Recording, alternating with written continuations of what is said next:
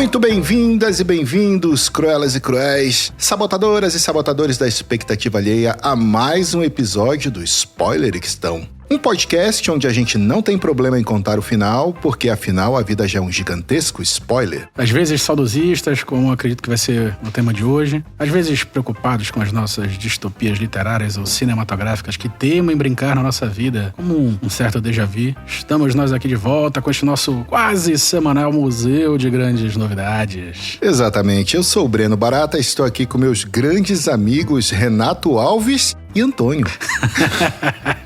Também conhecido como Vespa, diretamente dos nossos subconscientes. Muito bem-vindo a todos. Hoje nós vamos falar de um tema muito legal. É um tema nostálgico. E antes de mais nada, eu quero fazer duas perguntas, uma para cada um dos meus nobres amigos. Uma pergunta definidora de caráter. Renato, meu amigo, você sacrificava o Yoshi para salvar o Mario? Com certeza absoluta, né? Já disse, isso é definidor de caráter. Por favor, aquilo ali era básico. Você tinha mais uma, entre aspas, vida. Tinha que pegar o Yoshi pra ele morrer na sua frente. O pobre animal dedicou a vida inteira pelo Mario e você sacrificava ele sem nenhum tipo de remorso. Pra pular nele e passar da parte alta. Tinha que ser. Fico feliz em saber disso logo no início do nosso projeto. Meu amigo Vespa, outra pergunta definidora de caráter, essa sim, de verdade. Street Fighter ou Mortal? Mortal. Tá certo. Mortal com Fatality. Estamos chegando à conclusão que temos aqui dois psicopatas. Mas sou teu amigo, isso vale a pena. Claro. Olha, o único com a camisa de risco biológico na mesa... É verdade, eu disse que tinham dois, eu não disse que tinham só dois. Exato.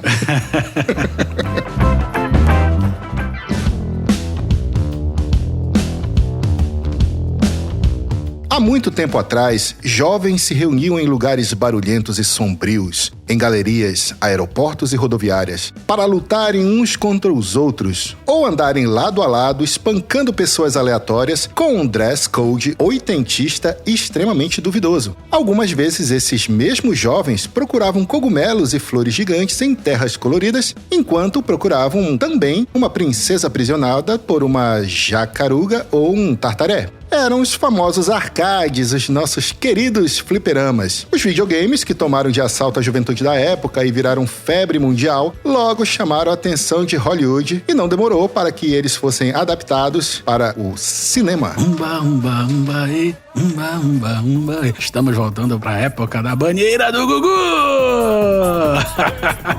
Já que tu falaste da banheira do Gugu, não te parece que essa época foi a época mais aleatória do mundo? Porque assim, a gente tava assistindo Caverna do Dragão e aí depois a gente ia ver a Luísa Ambiel seminua numa banheira. Cara, eu lembro dos almoços em família que a gente ia pra uma churrascaria, toda a família reunida, e tinha uma televisão enorme em que todo mundo sentado ali comendo, que olhava lá pra cima, tava a Luísa Ambiel de biquíni catando sabonete dentro da banheira. Era impressionante. Tu olhava pra televisão, tava o mestre dos magos falando algo edificante e completamente desinteressante. Depois tu olhava pra comida, olhava de novo e tava vendo o Tiririca atracando a Luísa Ambiel.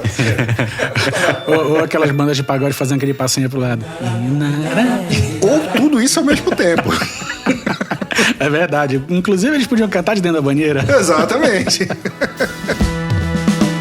Lembra dessa época, Vespa? Lembro sim, com certeza. A gente para pra refletir sobre o passado. Como tem coisas estranhas que aconteciam no passado que hoje seriam completamente absurdas, né? A gente não sei o que tá acontecendo com o mundo, se a gente é que tá ficando careta demais. Vocês lembram? Cinto de segurança ninguém usava. Na carroceria do carro a gente andava em pé. O Fusquinha andava na lateral do Fusca sem muito problema. Morcegava ônibus e caminhão. Brinquedo tinha chumbo. Hoje é inconcebível falar de qualquer dessas coisas, né? A maior prova de que a nossa geração foi maluca é que, vocês vão lembrar, existia uma lenda urbana sobre aquele líquido que vinha nas miniaturas da Coca-Cola. Diziam que aquele líquido matava, só que na verdade era só água com corante, ele não fazia mal nenhum. Mas tinha todo um mito sobre como aquilo ali era extremamente tóxico. E aí a molecada ficava com medo de mexer naquilo porque era tóxico e tal. Ao mesmo tempo em que quando quebrava um termômetro em casa, a gente ficava brincando com mercúrio. Olha essa bolinha! A gente brincava com coisas mortais enquanto ficava com medo de coisas inofensivas. É a maior prova de que a nossa geração era maluca, cara. Dose segura de crack. Na época que, se a gente tocasse ao contrário o LP da Xuxa, vem uma mensagem dos infernos. Sim, tinha essa lenda urbana também. Dos Engenheiros do Havaí também. Tem todo um fenômeno sobre pareidolia auditiva, salvo engano, esse é o termo, mas a gente também não vai deixar esse episódio muito sério, porque esse episódio é sobre nostalgia, e nostalgia sempre é uma coisa engraçada. Seguinte, a gente resolveu trazer aqui pra bancada 4 sensacionais exemplos de adaptações dos games oitentistas. Ali pela década de 90, esses filmes começaram a chegar e a gente resolveu limitar em 4 produções, mega produções sensacionais. Selecionamos aqui Super Mario Bros., Double Dragon, Street Fighter e não podia faltar ele, Mortal Kombat. Então, pra botar ordem na casa e começar pelo começo, Super Mario Bros. Breno, fala pra mim. Filmaço, cara, filmaço. Veja bem, no jogo do Mario, você é um homem de meia idade comendo cogumelos e imaginando que você tem superpoderes. Que foi exatamente o que aconteceu com os produtores desse filme. Eles comeram muito cogumelo alucinógeno e eles acharam que era uma boa ideia adaptar o jogo do Super Mario pra live action numa época em que você simplesmente não se interessava pela fidelidade do roteiro. Então o filme do Super Mario ele não tem absolutamente nada a ver com o jogo. É uma história sem pé nem cabeça. Pro elenco principal, nós temos aí como criminosos o Bob Hoskins, né, que estragou a carreira dele com esse filme, depois de ter feito uma cilada pra Roger Rabbit. Tem o John Leguizamo, que meio que é conhecido, né, por ser contumaz nesse tipo de crime. Mas a gente também tem o Dennis Hopper, né, cara? E aí, outros tantos genéricos aí, né, tem até a Tia Petunia no filme. É uma esculhambação, esse filme não tem pé nem cabeça. Pra início de conversa, nem sequer a Princesa Peach existe nessa história, né? O interesse romântico do Mario aqui é a Daniela, salvo engano, Consuela? Angélica. Nem o nome dá pra lembrar. E aí tem a figura da princesa Daisy, que na verdade é o interesse romântico do Luigi, que eu acho que é o único papel social desse filme é dar alguma importância pra figura do Luigi, que sempre foi o Mario Verde, né? O Mario Verde. Assim como o Link sempre foi a Zelda. Mas a história é completamente bizarra, envolve uma realidade paralela onde a raça dominante, muito coincidentemente é parecida com a nossa, mas que é descendente dos dinossauros, então justificaria aí toda essa ligação com a existência, né, de monstros, criaturas exóticas do jogo, mas que no próprio filme mal aparecem, né? O Koopa, o Bowser, ele é um humano. Na verdade, o filme em si, ele é muito um sci-fi de quinta categoria. Tem, pra mim, eu acho que é um dos crimes também mais agressivos que foram cometidos numa adaptação, que eles transformaram aquele personagem que é um cabeção sem um corpinho, num personagem que é um cara com um corpão e uma cabecinha. O Goomba. O Goomba. E o Goomba, quando você joga os jogos, ele é um cogumelo estragado. Sim. Lá ele vira um corpão com uma cabecinha de réptil. Tem que se indignar mesmo. É um filme, assim, que você tem que forçar muito a barra para as referências. Hoje a gente tem, assim, um pouco mais de cultura nerd, e aí quando você faz uma produção hollywoodiana, você tem toda uma preocupação de fazer referências que os fãs possam identificar. A gente tem até um termo para isso, né, que é o easter egg, mas para identificar algum easter egg nesse filme é uma forçação de barra absurda, porque eles simplesmente pegaram alguns conceitos aleatórios e fizeram aquela aberração. Olha, cara, eu ia dizer que tu novamente estragaste com a minha infância, mas não, realmente esse daí não dá pra defender não, cara. O que eu acho interessante são certas pequenas, digamos assim, referências. Ele usa o Bobomb, aquela bombinha que vai andando e explode. Tu tens, parece uns arietes que caem assim, umas pedras gigantes ali, é o nome de um bar. O Koopa, na verdade, o Bowser, teria evoluído de um réptil qualquer naquela realidade. É, ele é descendente de um dinossauro. Isso, que aí lá no final, e aqui vocês estão no spoiler que estão. No final ele regressa, mas é engraçado, ele não regressa à forma de réptil. Ele vai pra gosma. Teoria da evolução das espécies freestyle. Vespa, o que tu acha, cara? O que te trouxe? O que me trouxe é falar de obras melhores do que Super Mario pro cinema. Tá certo. Por favor.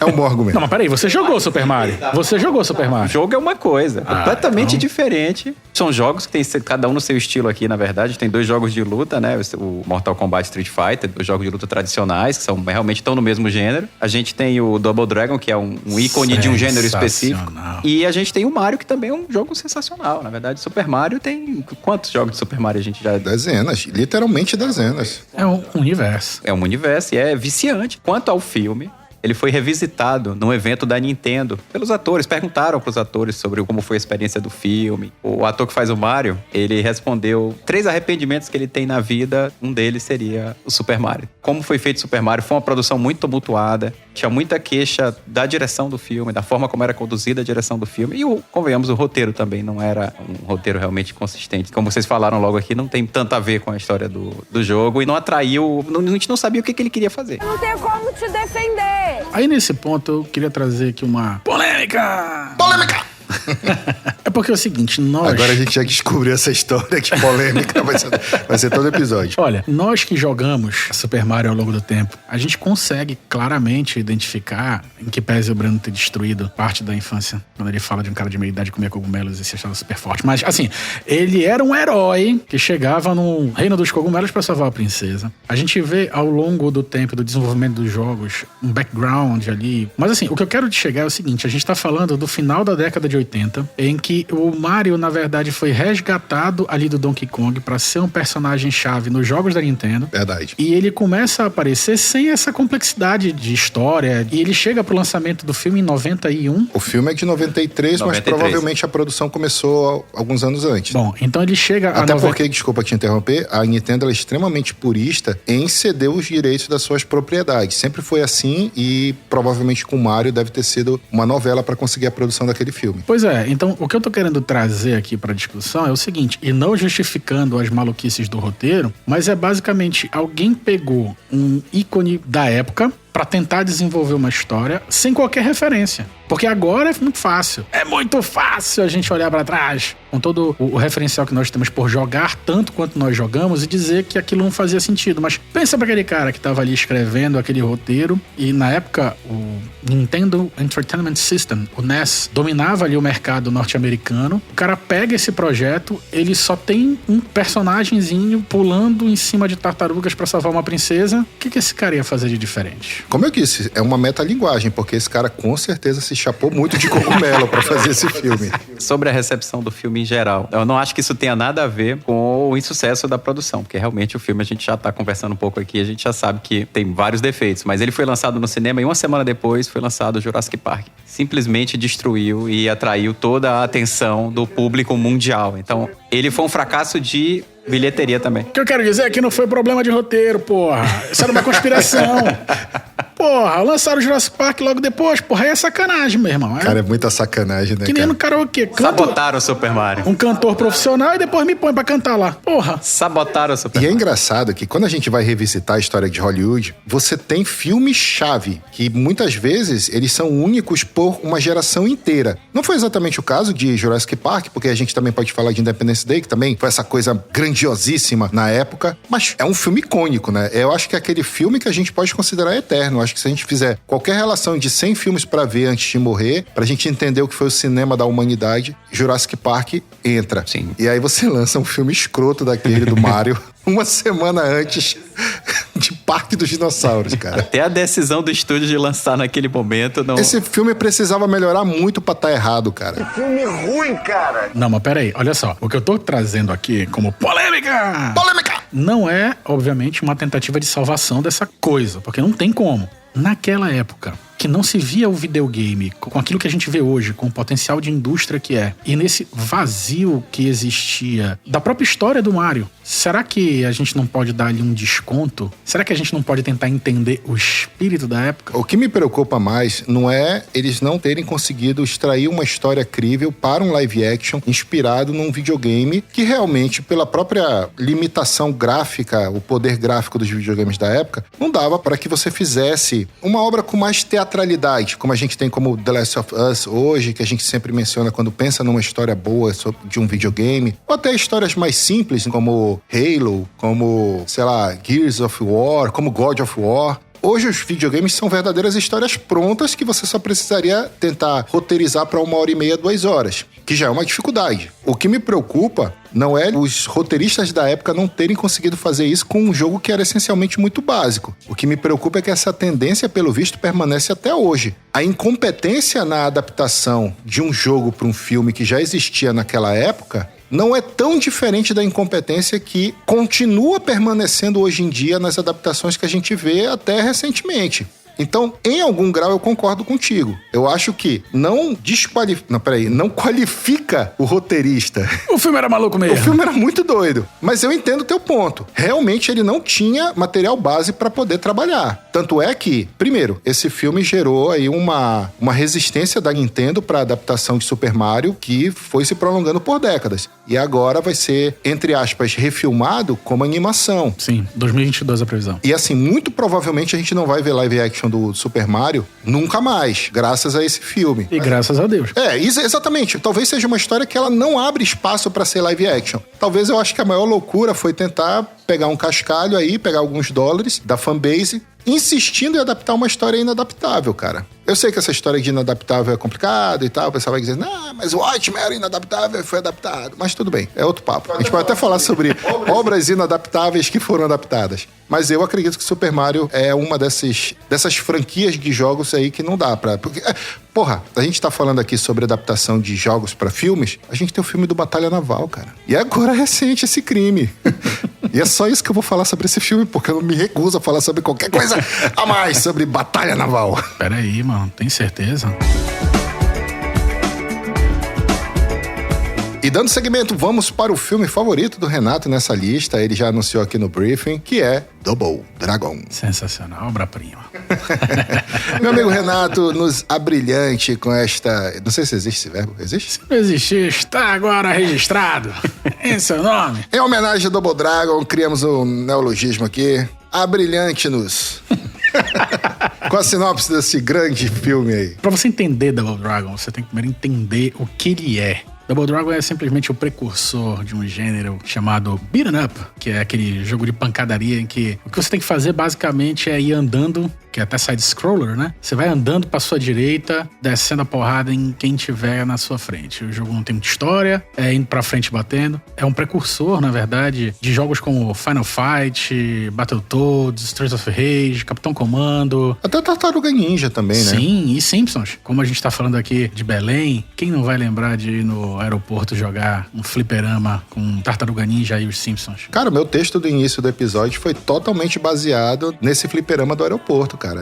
É extremamente saudosista. Com certeza. Então é o seguinte, cara, Double Dragon, ele traz a história de dois irmãos que no início do jogo, tá? Vamos começar pelo jogo. Uma gangue chega e um vagabundo lá bate numa mulher, que é a namorada de um deles, e sequestra. Dentro do jogo, a ideia era que num cenário pós-apocalíptico, essa gangue queria o conhecimento de uma arte marcial que só os dois irmãos sabiam. Mas isso não vai pro filme, tá? Eu só tô querendo trazer isso à baila, porque é o início de um tipo de jogo que você começa a poder usar, por exemplo, as armas dos oponentes, você pode agarrá-los, você pode pular. É uma revolução. No mundo dominado por gangues, você tem que sair baixando sarrafo em todo mundo até que no final, depois de derrotar o último chefão, você ainda tem que lutar até a morte com seu irmão pra ver quem fica com a mulher. Esse era o Double Dragon. E isso é, óbvio, bem escroto, né? Inclusive, esse é um dos motivos pelos quais eu acho o filme tão bacana. Porque ele resolve essa coisa meio maluca, pensando propriamente na necessidade óbvia que a gente tem de dar um papel de importância pro personagem feminino, porque o filme conserva vários elementos do jogo, mas ele resolve esse problema dando um papel de destaque pra namorada, que no jogo é basicamente um troféu, mas no filme ela é a comandante de uma das gangues, mas a gangue do bem. Aquela que quer tentar consertar tudo, e ela vai na aventura junto com os dois irmãos pra destruir o Choco, que era o vilão principal, que é ninguém menos do que Robert Patrick. Ele fez o T-1000. Grande T-1000. Só por isso, já bastaria para esse grande clássico da Sessão da Tarde figurar ali como o número 1 de todas as paradas. Mas é aquela mesma coisa. Sofre um pouco ali como o Mario, dessa liberdade demais para fechar um roteiro. Por exemplo, no filme, Double Dragon é um medalhão dividido em dois. Um dá poder sobre a alma, o outro dá poder sobre o corpo. Isso não tem nada a ver com o jogo. Mas é óbvio, cara. É filme dos anos 90, com uma adaptação meio tosca, mas que preserva ali os personagens dos jogos. Por exemplo, eu gosto muito desses jogos beat'em up. Tem um personagem icônico que é a loura com um chicote que bate em todo mundo, e ela vai aparecer em vários outros beat'em up, por exemplo, como Streets of Rage. Memória afetiva do pequeno Renatinho, né? Pô, cara, nem fala. Streets of Rage, Battletoads, Final Fight. 28 anos atrás. Faz tempo. Eu fui feliz. Bom, voltando, como eu dizia, apesar dessa divergência em relação ao jogo, ele consegue ser fiel a determinados pontos. Então, essa história do medalhão, tu tá me dizendo que não existia no no jogo. Passou a existir no filme, é isso? Exatamente. Tem uma adaptação em animação, e agora eu não vou lembrar qual que veio primeiro, se foi o filme ou se foi a animação, e sinceramente não tô com nem um pouco de paciência pra ir atrás e descobrir. Pesquisem aí no Google, quem tiver interesse. Mas tem uma parada de medalhão também, então não sei se o filme se apropriou da animação ou se a animação se aproveitou do, talvez, sucesso do filme. No jogo, não tem. Olhar aquele jogo, cara, é lembrar daquela fase em que a gente não tinha que questionar muito certas situações e ir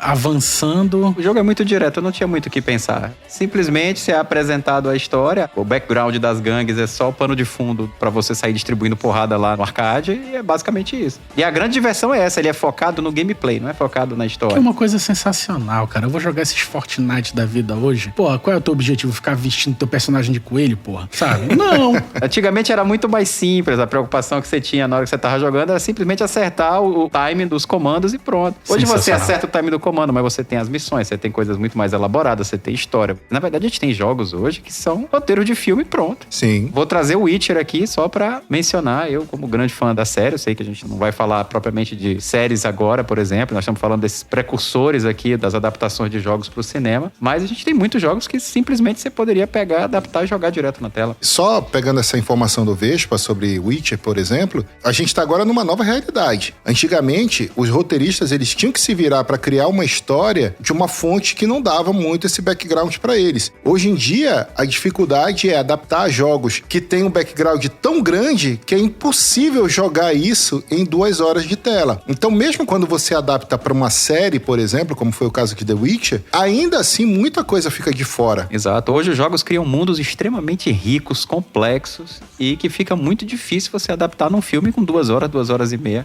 Daria um seriado inteiro, 2, 3 temporadas de seriado pra você conseguir captar tudo que você passou, que você experimentou naquele jogo. De novo, eu volto ao Witcher porque o Witcher é um jogo tão bem feito que você tem side quests que são melhores do que main quests de vários jogos. Queria dizer que nós estamos falando de Double Dragon. Vamos voltar. Mas aqui eu vou criar polêmica. Polêmica! É um filme B no máximo.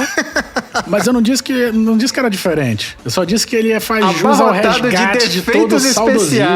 Efeitos especiais. Nossa, aquele membro lá da gangue que é convertido depois, que ele vira uma espécie de Hulk. Não é Hulk, é um abobo. Vamos ter respeito, por favor. Por Ele favor. É muito surreal. Vamos manter o respeito nessa bancada. Muito surreal. Não, virou um personagem cômico do filme. Tanto Com que no certeza. final tem uma cena com ele, né? Acham que ele tá sendo, entre aspas, incorporado pelo outro irmão. Mas na verdade, não. Ele tá... Na hora que ele pede, eu vou levar vocês. Aí entra a moça, a Marian, né? Marian. Vamos ter respeito ao fundador de uma cultura. Pelo amor de Deus. A gente vem com toda boa vontade pra uma bancada dessa, pra ter que ficar se submetendo a esse tipo de opinião. Isso é um absurdo. Isso é um absurdo! Quero dizer que Double Dragon tem Mark Dacascos. Grande ator para quem gostava de filmes de artes marciais nessa época dos anos 90 principalmente, que continua em atividade, inclusive participa de John Wick Parabellum. E é um adversário à altura de John Wick, o que só confirma que Mark Dacascos continua sendo uma referência de artes marciais B até hoje. Volto a dizer, não discordo do filme. Tem seus pequenos problemas, mas por ser tão icônico, é um precursor de um gênero específico que levou todos nós aqui, se vocês não foram aí, o problema é de vocês, mas que levou muita gente pros fliperamas pra gastar seus cruzados novos, ou cruzeiros, ou sei lá o quê. E eu volto a dizer, a gente tinha o T-1000. T-1000 era o vilão.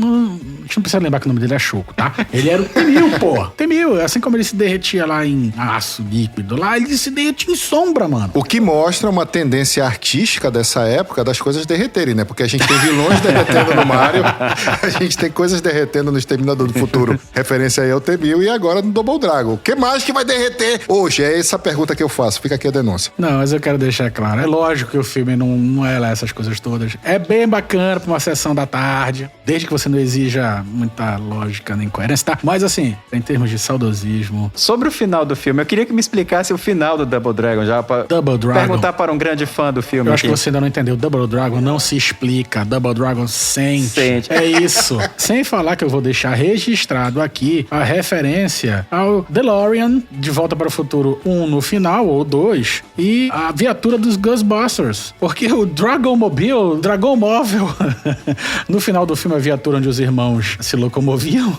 ela era movida por lixo no reator e assim, a forma é toda a viatura do Ghostbusters. Olha, eu percebi que a pergunta foi totalmente evadida agora Sim. pelo nosso nobre não colega tem problema. da bancada do Spoileristão. Mas peraí, Então, peraí. é o seguinte, não, o que eu queria entender, afinal, o que acontece? O vilão, depois que ele consegue tudo, eles estão lutando com aqueles dois ninjas escuros, não é isso? Os ninjas de sombra, não é Não, isso? na verdade, ele consegue unir o medalhão Isso. e ele se transforma em 2 ninjas e vai lutar contra os 2 irmãos. Pronto, perfeito. E ele é vulnerável à luz? Não interessa. Ele tinha que perder. A gente tá num filme B da década de 90. Ele tem que perder. Ora! Não, na verdade, é óbvio que isso é mais um dos furos, porque supostamente esse ponto fraco da luminosidade, ele já aparece antes do cara ter o medalhão. Então não faz Como sentido assim? nenhum. E Vespa tinha um Lanterna Verde, o ponto fraco dele era madeira. E pra mim era o ponto fraco mais ridículo que já tinham criado numa história.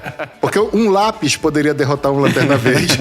Esse vilão de Double Dragon conseguiu ser mais ridículo ainda. Né, nas primeiras cenas, quando alguém liga a luz, ele, por favor, não faça isso, sem meus óculos escuros. O rapaz é gótico. O cara, ele é fraco ao dia. Sim, ora. Em Belém ele morre rapidinho, pô. Imagine no Piauí. Belém sempre é dia pra início de conversa. Ele só sobrevive em Mordor. Em Mordor ele sobrevive. Aqui ele vem pra Mas é caralho. isso que eu ia dizer, aqui nas mega estruturas do estúdio 10,5, onde o sol não chega e a chuva também não dá as caras. Ele ia sobreviver, ele já era um precursor dos vampiros, meu filho. Se a gente parar pra pensar, é a fusão de Mad Max, De Volta para o Futuro e Caça-Fantasma. Se isso, né, anos 80, eu não sei mais o que é. Com pitadas de The Warriors. Compitada de The Warriors! Inspirado em The Warriors. Pelo amor de Deus. Sensacional.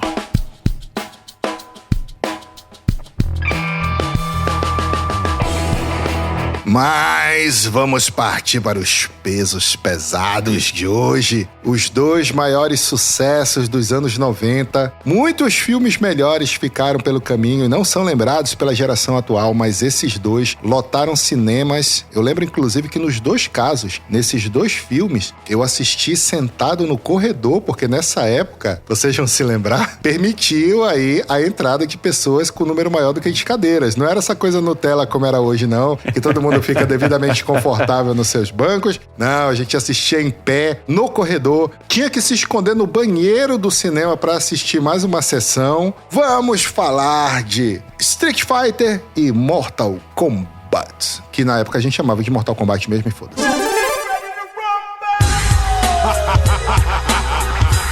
Começando por Street Fighter, um filme de 1994 com o nosso glorioso Van Damme e o nosso querido e saudoso Raul Julia. Vespa, meu amigo! Antônio.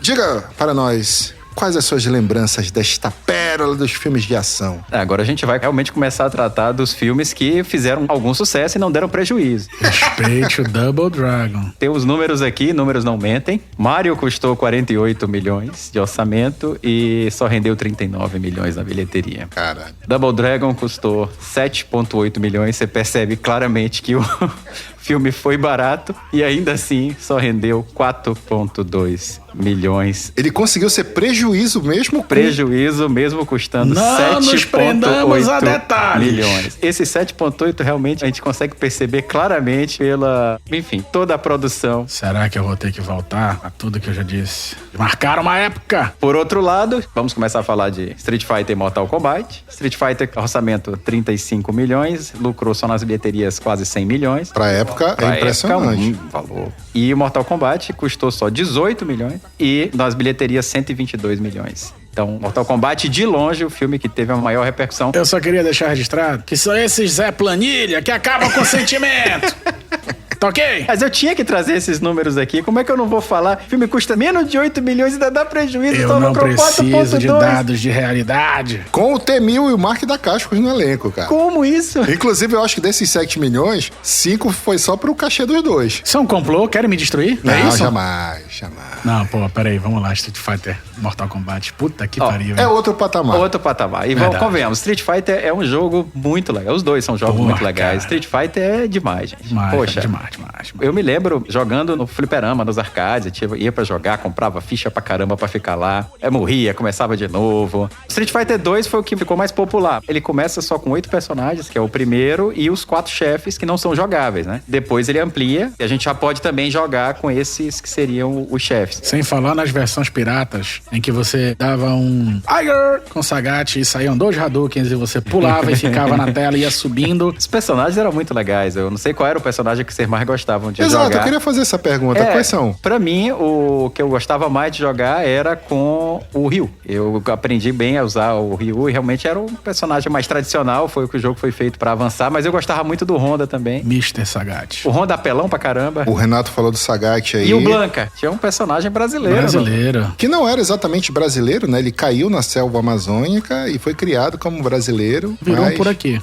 Pai é quem cria, né? Então a nação brasileira por aqui ficou. Recebeu este guerreiro. Mas respondendo a tua pergunta, Vespa, eu ia pelo óbvio, né? Eu ia de Ryu, eventualmente o Ken, dependendo da versão. Em algumas delas, o Ken, ele tinha uma jogabilidade melhor que a do Ryu, porque ele era um pouco mais rápido. E o Horyuken dele era um pouco mais pancada. Inclusive pegava fogo, né? Do Ryu não pegava.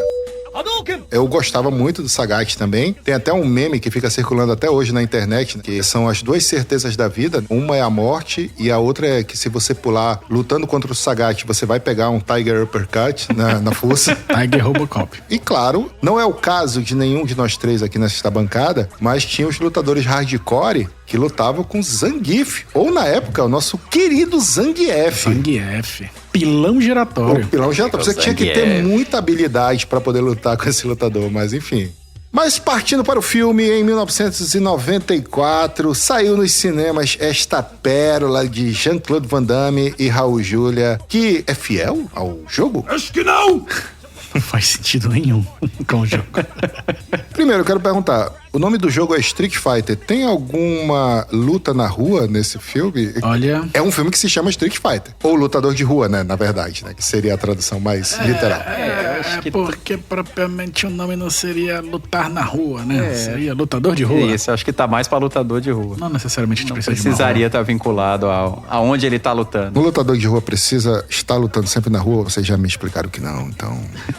Isso é filosófico. Fica aí a filosofia. Mas olha, não faz sentido nenhum. Pra mim, Street Fighter é o maior crime que existe pra atrair todas as expectativas que a gente tinha de um torneio mundial de artes marciais ou coisa parecida. Agora, era muito melhor a gente pegar o Grande Dragão Branco e adaptar de uma forma melhor e a gente teria um Street Fighter mais honesto. O Grande Dragão Branco seria a melhor adaptação de Street Fighter de verdade. Com certeza. É verdade. Inclusive, eu não lembro qual foi o ano que esse filme foi lançado. O Grande Dragão Branco é de 88 e o Street Fighter é 94. Esse era até um questionamento que eu ia fazer. Será que os roteiristas não optaram por... Já que, assim como a gente já falou do Super Mario e do próprio Double Dragon, um jogo sem muita história e a abertura enorme pra você fazer um roteiro em cima. Com o Van Damme, não foi a opção de se distanciar de O Grande Dragão Branco? A gente cai naquele mesmo questionamento do Vespa sobre a entrevista com o Vampiro e Guerra Mundial Z. Perfeito. Pode ser, mas isso é uma escolha errada. Porque eles poderiam ter feito um paralelo muito bom entre o Grande Dragão Branco e Street Fighter, sem perder a personalidade do filme. Porque diferente, por exemplo, dos outros jogos que a gente falou até agora, Street Fighter tem história. Ele não tem cutscene, nem nada muito elaborado como a gente tem nos jogos de hoje, mas você tinha aquele texto dos personagens, você sabia quais eram as histórias daqueles determinados personagens e você se afeiçoava com eles. Você tinha todo um background que você poderia utilizar no filme, e por mais que você quisesse tirar o protagonismo do Ryu, considerando que era uma produção norte-americana, então você tinha que fazer todo aquele ufanismo com o Guile, que é o Guile na nossa época, ainda assim tinha muito material para você fazer alguma coisa muito próxima ao que tinha nos jogos, que era uma organização secreta, a Shadaloo, comandada pelo Bison, ou Bison, e aí que criava-se um torneio que você deveria entrar e aí você iria galgando o prêmio, resolvendo o seu problema de vida, dependendo do lutador em questão, ao mesmo tempo. Nada disso foi tratado no filme e foi transformado numa coisa, uma salada completamente louca que não faz o menor sentido. Que foi destruindo cada um dos personagens. Né? Todos. Todos foram sendo destruídos ao longo da história. Algum se salva? Na opinião sincera de vocês, algum se salva ali? Sob o ponto de vista de dominação e de alguém que comanda uma suposta organização secreta, eu acho que pelo menos o Bison tá adequado. Eu ia falar dele. Guile, talvez? Não Não tem como me dizer que um... Eu não lembro se ele era sargento, não lembro o que ele era, das forças... Ele é coronel. Pois é, no filme, mas eu não lembro se ele era coronel também no jogo. É, também. Era também? É, coronel. Mas assim, que era bem datado e marcado de forças norte-americanas pra ele ser um comandante de tropa de União de Nações Unidas. Mas ele dá penteada no filme. Bom, aí... Famosa penteada. Pois é, porque, ó, vai matando. Porra, Ryu e Ken... Genérico 1 e genérico 2. Beleza. 2 trambiqueiros genéricos. Aparecem alguns personagens como Kami. A Kemi, ela foi interpretada por uma cantora canadense, salvo engano, ou australiana. A Kylie Minogue. Isso, que ela fazia muito sucesso na época. Isso. Tanto ela quanto Van Damme passaram o filme todo se chapando de substâncias não ortodoxas. Ela não acusar ninguém de nenhum crime. Dá a entender que ela só foi ali porque ela era meio que namoradinha do Van Damme, então ele botou ela no elenco. Dalsin aparece, né? O Dalsin não faz o menor sentido, né? Eu nem lembro dele, na O verdade. Dalsin é um cientista, Ah, é e aí por verdade. alguma razão ele é um cientista indiano. É ele que faz o programa do Blanca. Isso. Que merda, hein? Puta que pariu. E aí no final, cara, ele aparece careca, sem razão aparente. Ó, o Blanca mesmo. O Blanca, na verdade, não caiu no Brasil. É o Charlie Blanca. Ele é brasileiro. Ele é brasileiro. Ele é o oposto do Blanca do jogo, que é um estrangeiro que caiu no Brasil. Esse é um brasileiro que caiu em Shadalu. Continuando. Chun-Li. Vamos falar de Chun-Li. Chun-Li é uma repórter, mas é uma agente Por que não? disfarçada, não é isso? Também, por que não? Pois é, mas ela não passa disso. A Chun-Li é uma repórter que, na verdade, é uma agente, que, na verdade, é uma filha em busca de vingança. Ela é o plot twist do plot twist. É, mas assim, isso fica estabelecido e ela não tem propriamente ali um papel de ação dentro do filme. Não. É, eu falo isso porque é o seguinte, e aí fica uma referência da série GDLK da Netflix. Paga nós. Ah, nós. Que é muito bacana ela falar sobre histórias de videogame e quando ela vai entrevistar os criadores do Street Fighter, os dois que são entrevistados lá, eles fazem questão de dizer que ela foi pensada na época do Street Fighter 2 para mudar um certo estereótipo de personagens em jogos de videogame, personagens femininas, que eram só as princesas resgatadas e tal. Não, ela tinha que ser uma lutadora badass que metia o pau em todo mundo. Pra aquela época, a gente tá falando de 1991, pra terem pensado nisso, essa personagem merecia muito mais cuidado dentro do filme. Mas vamos continuar. A Chun-Li, Vespa, lembra comigo, ela era chefe de 2 caras. Sim, ela era uma repórter e trabalhavam com ela o Honda, que é o ex-lutador de sumô, e também o boxeador, o Balrog. Os dois estão querendo vingança, ela no caso do Bison e os dois do Sagat. Pois é, agora vamos lá. Como foram destruídos os personagens? Primeiro, Honda é um havaiano. É um cameraman havaiano, né? Ou É um um cara do cameraman. som havaiano, né? Não, faz parte da equipe, ele é um Ele é da câmera. técnica, né? Isso. E ele só tá ali, no finalzinho ele se veste com uma saia qualquer e ele é havaiano. Porra, não dá. O Balrog, pra quem jogou o Street Fighter 2, salvo engano, era o primeiro chefão depois da campanha regular. Ele era um puta boxeador, e aí tinha um cenário todo que lembra as lutas do Mike Tyson ali naquela mesma década de cassino e limousines e tudo mais. E o cara era fodão também e virou ali um cable, Se né? não me engano, sei a lá. luta era em Las Vegas mesmo. É luta no cassino em Las Vegas. Para as 3 ou 4 pessoas da geração Millennium pra cá que estejam nos acompanhando e não sabem do contexto desse jogo, o que acontece? Esse jogo, quando ele foi lançado no Japão, os vilões eram o boxeador, que se chamava M. Bison, o cara das garras espanhol, que se chamava Balrog, e o chefão mesmo, aquele militar lá com o cap medonho, chamado Vega. M. Bison se chamava M. Bison justamente por uma referência a Mike Tyson. Mike Bison, que era, obviamente, Perfeito. uma zoeira com Mike Perfeito. Tyson. Quando esse jogo invadiu o Ocidente e chegou nos Estados Unidos, os americanos acharam extremamente ofensivo que isso se perpetuasse e a Capcom não contou besteira e fez o que qualquer empresa séria faria. Eles simplesmente trocaram o nome dos Trocou os personagens. nomes. Então o M. Bison virou Balrog, o Balrog virou Vega e o Vega virou Bison. M. Bison, que a gente aqui no Brasil carinhosamente adivinhou o M como se fosse Major. Então, por muitos anos nós chamamos o M. Bison de Major Bison. Juro, fui enganado. Mas fica aí a informação justamente porque o Balrog, além de ter passado por tudo isso, o mundo fez com que ele virasse um cameraman genérico num filme escroto do Van Damme nos anos 90. Cameraman não, ele era Cable Man, porque o cameraman era o japonês havaiano. Porra! O que faz muito sentido. Um japonês havaiano lutador de sumô.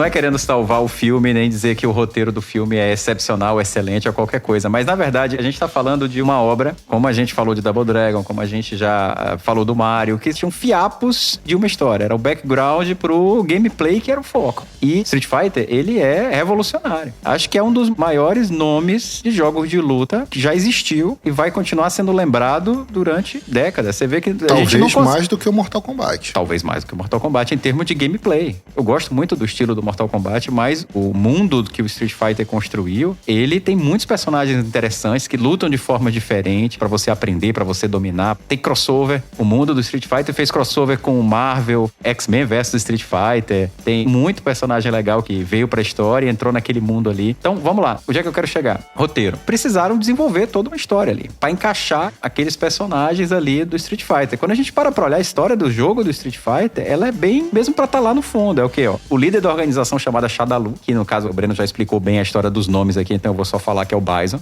Ele tem planos de dominação global, olha aí. Quem nunca? Planos de dominação global. E ele quer, através de um torneio, selecionar novos membros pra essa organização pra sofrer lavagem cerebral. Olha o pano de fundo da história do Street Fighter. Então eles pegaram esse fiapo de história e construíram um filme. A história tá longe de ser perfeita, de ser rica, de realmente fazer jus ao que a gente espera dos personagens pelo que a gente viu no jogo. Mas é só pra dizer que é um fiapo de história que foi transformada na adaptação. Meu amigo Vespa, eu quero só responder a você o seguinte. Respeito seu posicionamento. Lutarei até o fim da minha vida pelo seu direito de dizê-lo. Porém, eu quero lembrar o seguinte...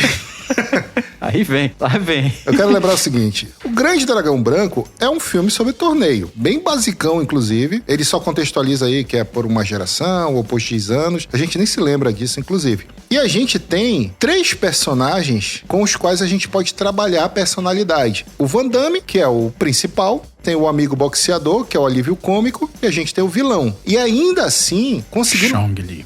É o nome dele na história? Com certeza. Eu lembro dele como Tijolo Não Revida. Chong Li, Chong Li, Chong Li.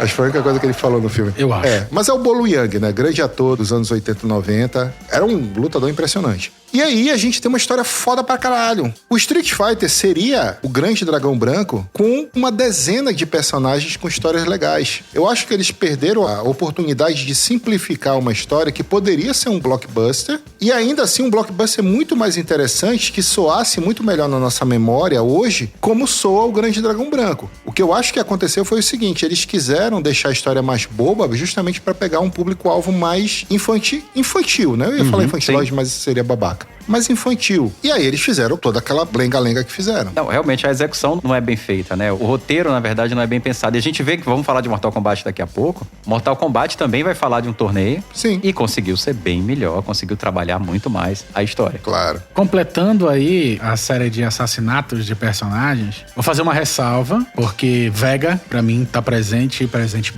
bem caracterizado, tem até aquele pulinho levantando a garra. Mas estraga quando o Vega é preso e ele tem que fazer uma garra de bambu. Então fica aqui também registrado. Tudo bem, é verdade. Que inclusive o único personagem que poderia ser salvo, o roteiro fez questão de estragar. Tudo bem, mas ele tinha uma garra. Vamos tentar ser benevolente. De bambu. Mas vamos pra morte mais sentida deste que vos fala. O melhor personagem de Street Fighter, como eu já deixei registrado, chama-se Sagat. Sagat era tão escroto, mas tão escroto que ele era o penúltimo. Ele era anterior ao Bison. E ele lutava contigo e quando te detonava, ele ficava rindo. Ele cruzava os braços e gargalhava. Tinha, sei lá, 2 metros... Não, 3 metros de altura, vai. 3 metros de altura. Se pulasse, tomava um Tiger Uppercut. Não, um Tiger Robocop. Tiger Uppercut. E aí, quando a gente vai pra esse filminho...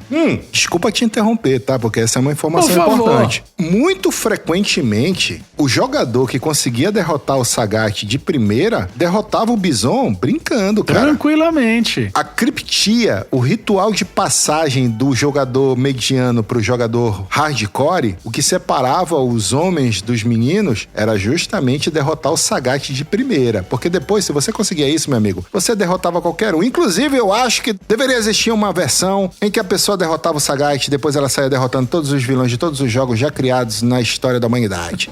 Shang Tsung, Shao Kahn, Robotnik. Imagina você dando um Hadouken no Robotnik. Que bonito, senhores, que bonito.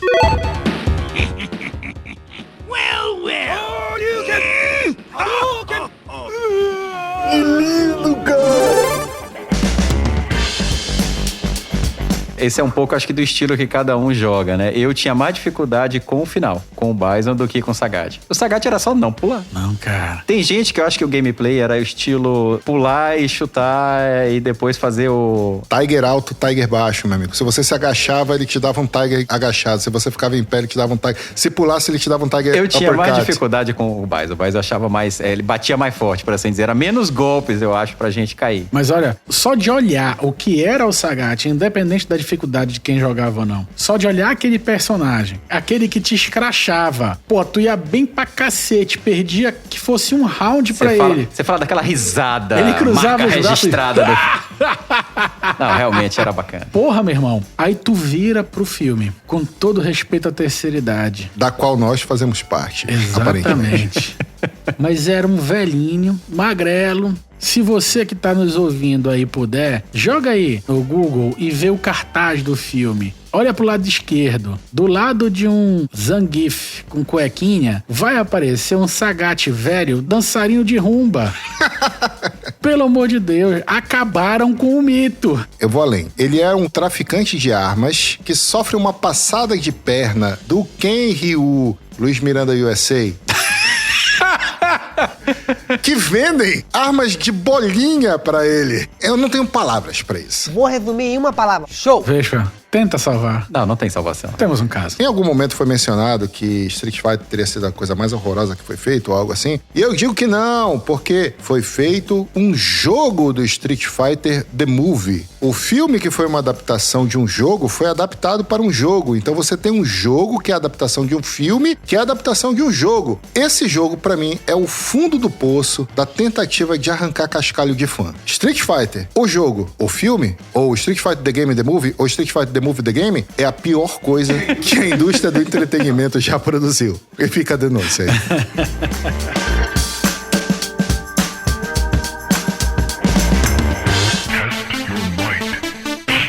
Vamos pra Mortal Kombat!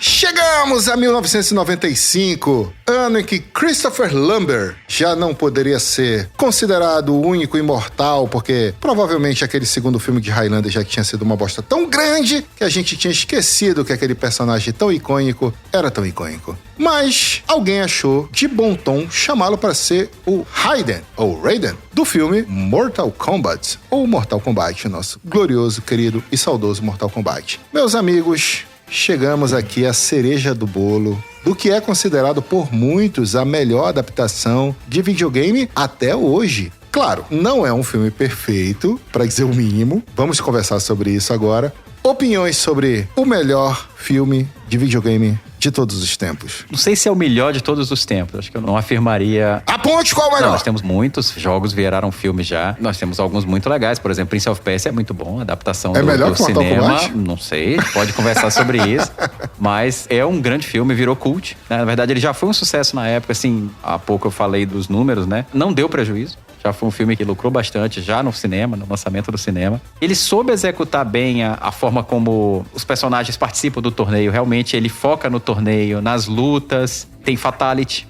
Conseguiram colocar fatalities no filme também. Que é um filme PG-13, né, inclusive. Tem essa limitação. Toda a produção do filme consultou formalmente o que pode e o que não pode colocar num filme de classificação PG-13. Eles tiveram alguma dificuldade técnica, né? O Goro, no filme, ele é um animatronic. E que o cara que operava, precisava de 13 a 15 pessoas pra operar aquele negócio. Não é o melhor ponto do filme, apesar de tudo, né? Ele fica um pouco esquisito na tela. Não sei, cara. Ele tem um charme ali. Aquele bonecão meio travadão. É um bonecão. Pois é, ele é meio esquisito, né?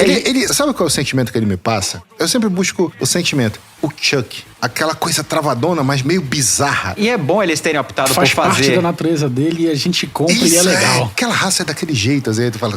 E é bacana isso, porque eles usaram realmente um efeito prático. Não foi um efeito especial, até porque a gente percebe que os poucos efeitos especiais que eles usaram foram muito limitados. Pavoroso. Poxa, o Reptile é muito tosco, gente. Convenhamos, né? A forma como ele mostra o Reptile não dá. É horrível, cara. É horrível, cara. Ficou uma merda. É horrível. As transformações e tal, dos poderes, assim, eles reservaram uma parte do orçamento, foi um pouquinho mais pra parte do gelo. Eu gosto desse efeito até hoje. É isso. Eles souberam trabalhar com os recursos, então não usaram efeitos especiais demais, usaram muito efeito prático. Essa questão do Goro foi caro. Pesquisando sobre o filme, a gente vê que é um equipamento de $1 milhão aquilo ali. Porrada de gente pra trabalhar. Diz que tinha um carinha que entrava, ele não passava mais do que 2 minutos lá dentro porque ele ficava sufocado. Tanto que eles tiveram que diminuir o tempo de tela que o Goro ia ter por causa disso tudo, pela dificuldade. Mas isso foi bom, de qualquer forma, pra gente, porque não ficou uma coisa mal feita. Realmente eles capricharam naquela parte. Tudo bem, não é uma mega produção como um Exterminador do Futuro, não é um dinossauro do Jurassic Park,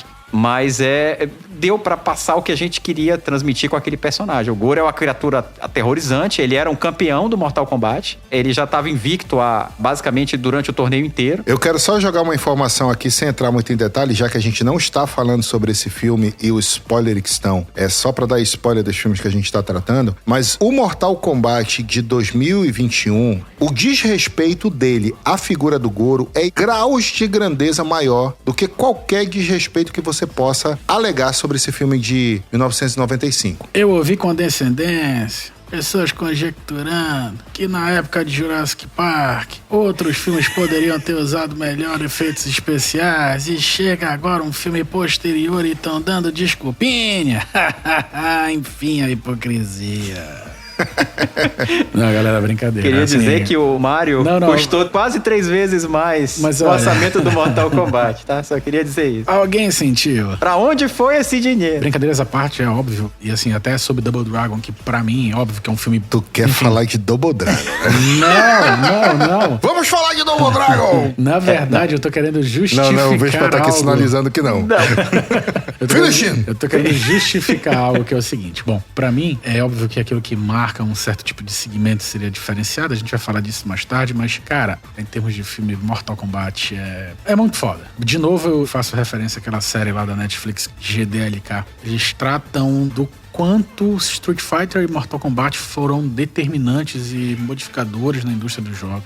Mortal Kombat, eu acho necessário a gente fazer esse contexto do jogo, mas ele marca tanto uma época. Quem é mais antigo vai lembrar das polêmicas a respeito do sangue que existia no jogo. Há audiências lá no Congresso dos Estados Unidos discutindo a violência desse jogo. O John Tobias. Ed Boon e John Tobias. O John Tobias começa a dar a entrevista dele e ele fala uma coisa assim: nós jogamos Street Fighter para saber o que a gente não deveria fazer nesse novo modelo de jogo. Então John Tobias e Ed Boon começaram a pensar como eles iriam fazer um jogo diferente. Não era um jogo desenhado, era um jogo digitalizado. Ele mostra onde eles faziam a digitalização dos personagens. E essa discussão toda, eu lembro inclusive quando eu jogava esse jogo no Mega Drive, o jogo vinha naturalmente sem sangue. Você tinha que digitar um código numa tela específica, que eu lembro até hoje. ABACABB. Você tinha que digitar isso e aí parecia aquele grito do Scorpion: Get over here! Get over here! E a partir de então você liberava o sangue no jogo. Isso marcou uma época assim completa. Por isso que gravando esse episódio eu chego quase a imaginar que poderia ser mais marcante do que Double Dragon. Mas assim, não vamos pra isso agora. O filme, na minha concepção, é sensacional. E é óbvio que a minha análise está imbuída de todo o saudosismo daquela época. Breno me lembrou bem ainda agora do que se fazia nos cinemas aqui, presumo que seja em todo lugar, para você conseguir ver esses filmes. Até hoje eu dou graças a Deus de ter tido um tio que era exímio furador de fila, porque senão a gente não conseguiria ver o filme. A gente chegava, quem é de Belém vai lembrar, no Cinema 3, e assim, não tinha espaço na rua. Não tinha, assim, você imagina, quem não é daqui, imagina um cinema, a bilheteria normal ali no lado esquerdo e toda a parte da frente é tomada de gente que você olhava e não sabia onde começava, onde terminava a fila. E quando você assiste, por exemplo, nessa minissérie, o depoimento dos caras, o que eles queriam e como eles conseguiram colocar lá, e a forma como isso foi levado, que não foi tão tangenciado, não foi uma criação de fundo, é muito honesto. Eu lembro desse jogo de o meu irmão que matava aula pra jogar no fliperama ao lado do colégio, de olhar assim e dizer, caralho, caralho, velho, os caras estão lutando mesmo, assim, pô, óbvio, não são pessoas, mas assim, aquela representação era muito forte. Peraí, não são pessoas? O quê? Não acredito. E aquilo virou uma febre. Tanto o Street Fighter primeiro e o Mortal Kombat depois, como jogos que marcam uma geração e uma época, é uma coisa de outro mundo. E você que tá ouvindo a gente que já tem seus 18 anos como eu, você vai lembrar que, assim, tu jogava aquilo, cara, e sei lá, o Sub-Zero arrancava a cabeça do outro com a coluna vertebral junto. Quem nunca? Ah, os fatais. Sabe? O Kano arrancava um coração que ficava batendo. Quem nunca?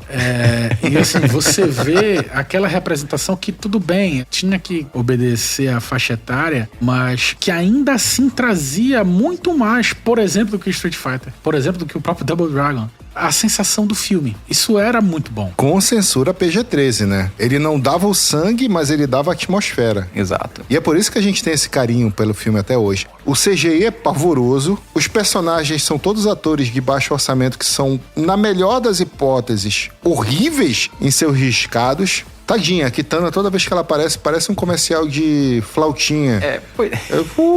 Toda vez que ela aparece, É um elenco mais desconhecido, mas eu acho que funcionou. A conversa deles, a relação deles, assim. Eu comprei um pouco do que eles estavam vendendo de... Por exemplo, teve muito improviso. Algumas falas do diretor, que a gente não falou ainda quem é o diretor, na verdade, desse filme, mas acho que merece esse registro aqui agora. Paul W.S. Anderson. Paul W.S. Anderson.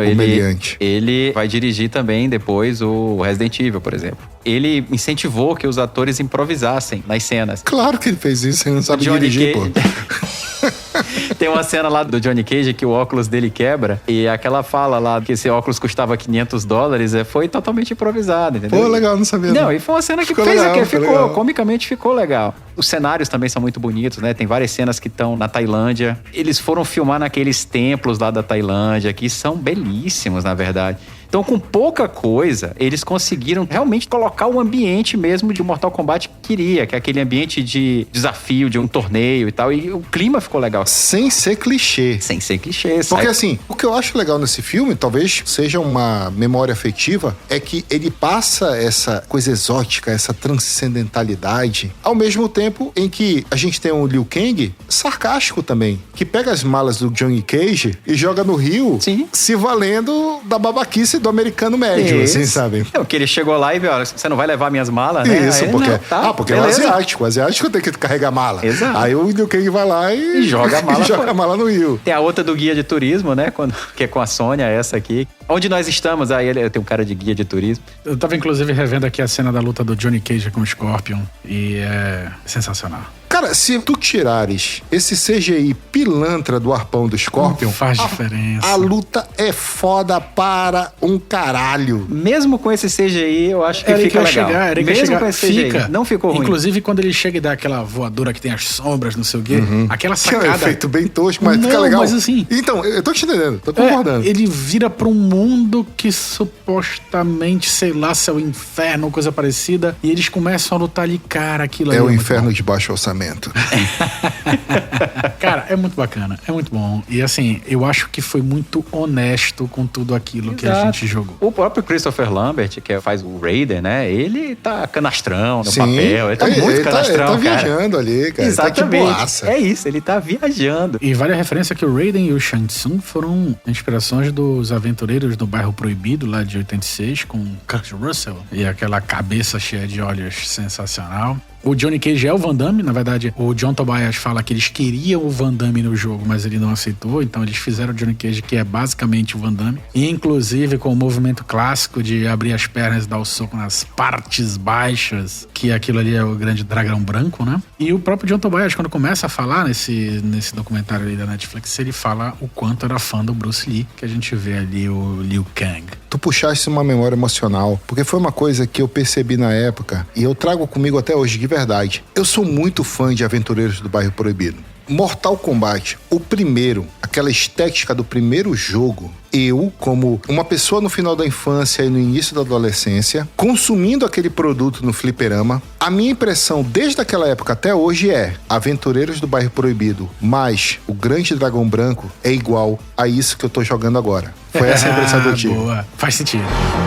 Naquele fliperama, ouvindo aquele som que era só médio, Scorpion Rings. Aquela coisa... 16 bits. Cara, é um negócio pra vida toda e que talvez por isso, pra mim, é a melhor adaptação de game de toda a história da humanidade.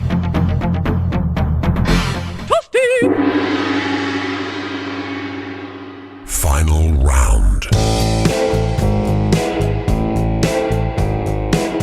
Mas, partindo para os finalmente, neste episódio extremamente nostálgico, nesta catarse da nossa infância e pré-adolescência, meus amigos, vamos falar aqui sobre ranking. São filmes que principalmente falam sobre luta e sobre vitória. Vamos fazer aqui um ranking dos vencedores, do pior para o melhor. Meu amigo Vespa, faça seu ranking, por favor. Vamos lá. Eu vou começar então do que eu acho o pior. Pra mim, o Mario realmente é insuperável em ser o filme que mais desperdiçou o potencial que ele poderia ter sido, né? Então, pra mim, eu coloco o Mario lá no final da fila, seguido por Double Dragon, que me perdoe, meu amigo Renato.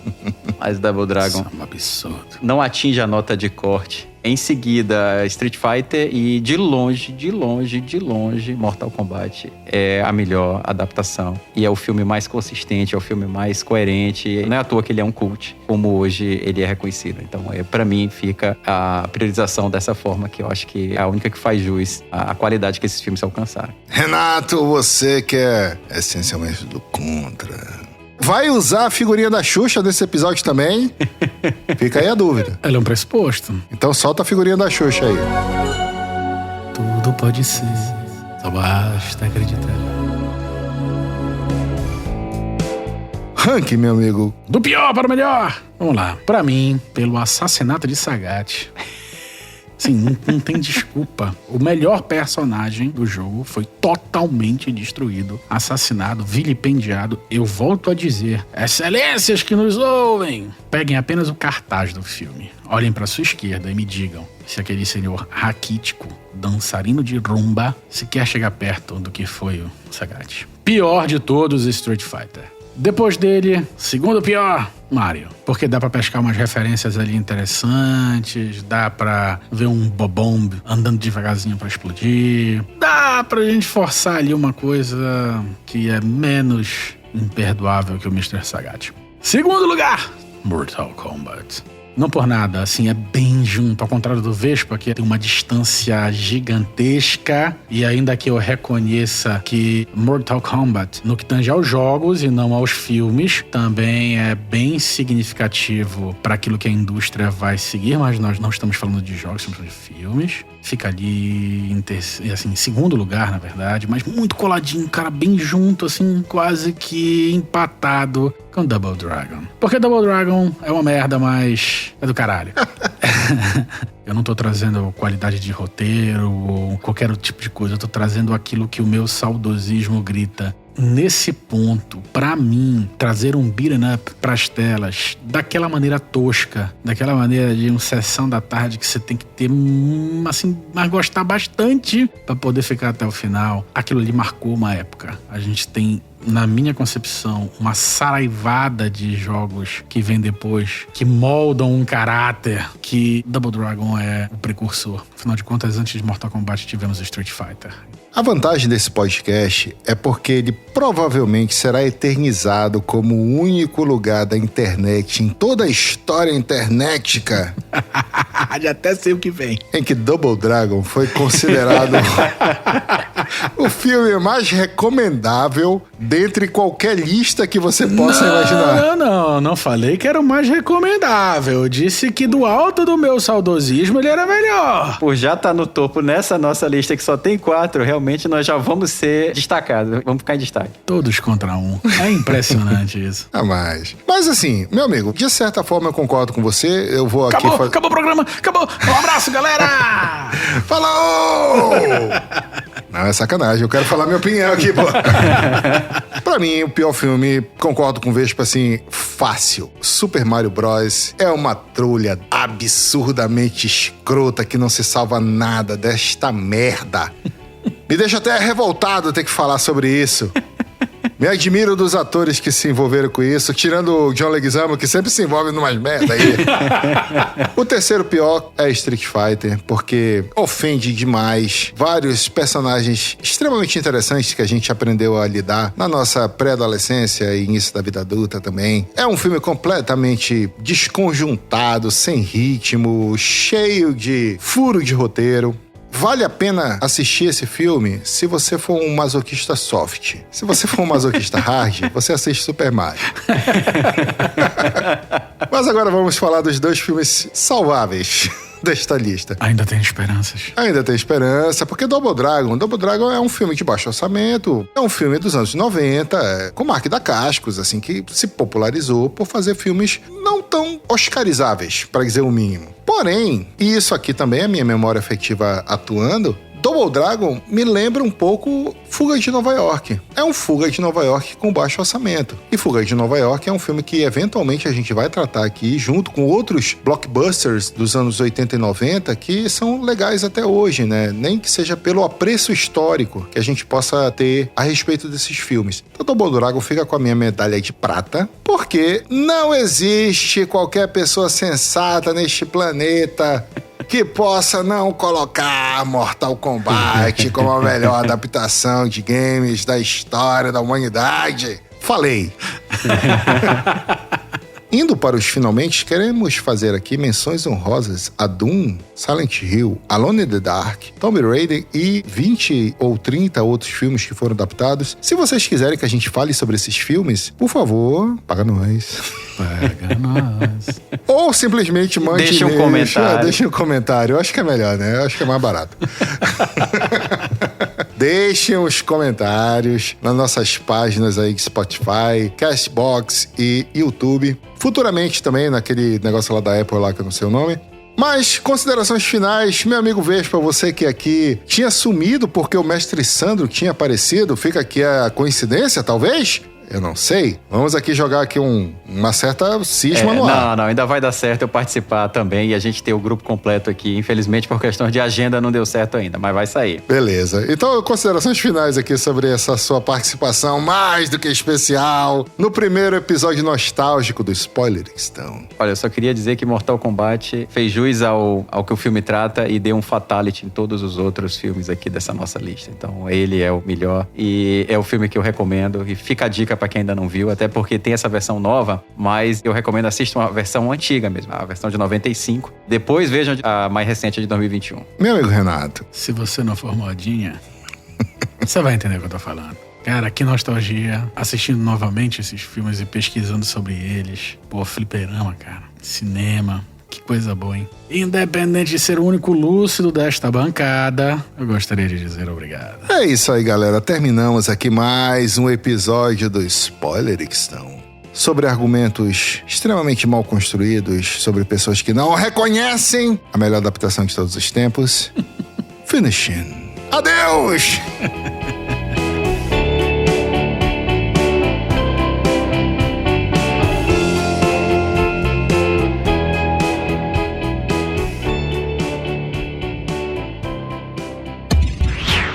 Esse episódio foi editado por Audionias Edições, a sua melhor opção em edições de podcast. Para informações de orçamentos, o e-mail marqueseditor@gmail.com.